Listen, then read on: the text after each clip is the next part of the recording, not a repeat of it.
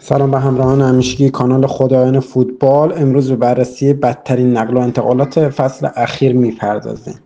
نفر دهم لیست ما کسی نیست جز مهاجم فصل گذشته آرسنال ادی انکتیا که روال گل نزدن خودش رو در کریستال پالاس هم با قدرت داره ادامه میده.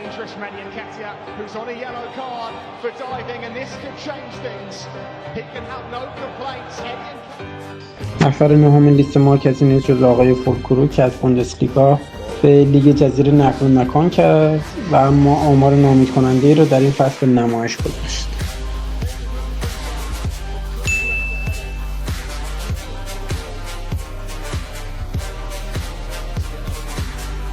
نفر هشتم لیست ما داگلاس لوئیس برزیلی که از وستهم به یوونتوس نقل مکان کرد علیرغم امیدهای فراوانی که بانوی پیر به این بازیکن داشت ولی فصل ناامید کننده رو پشت سر گذاشت.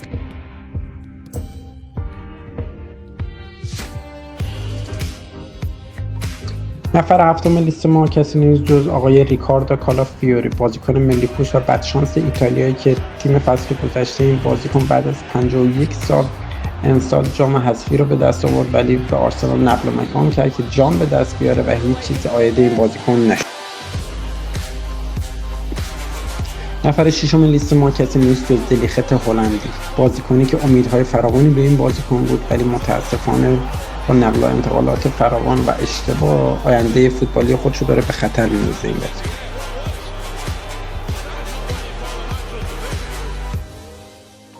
نفر پنجم لیست ما کسی است که از او به عنوان جانشین رود فن نیستلروی یاد میشه ولی متاسفانه فصل ناامید کننده رو پشت سر گذاشت.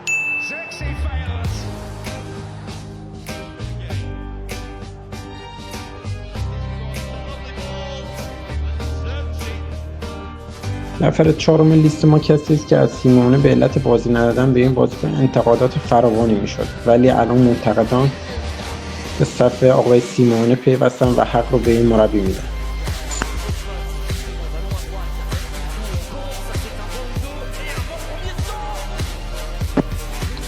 نفر سوم عبدالقادر خوسانوف اولین ازبک لیگ جزیره که این فصل ناامید کننده رو در منچستر به پایان رسوند.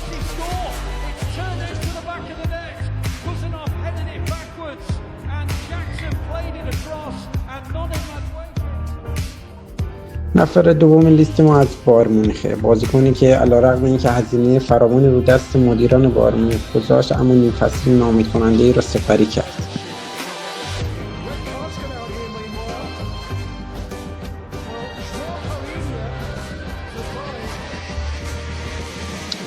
و اما نفر یک لیست ما کسی نیست جز آقای کیوزای ایتالیایی که به یک نیمکت‌نشین محض در تیم لیورپول تبدیل شد.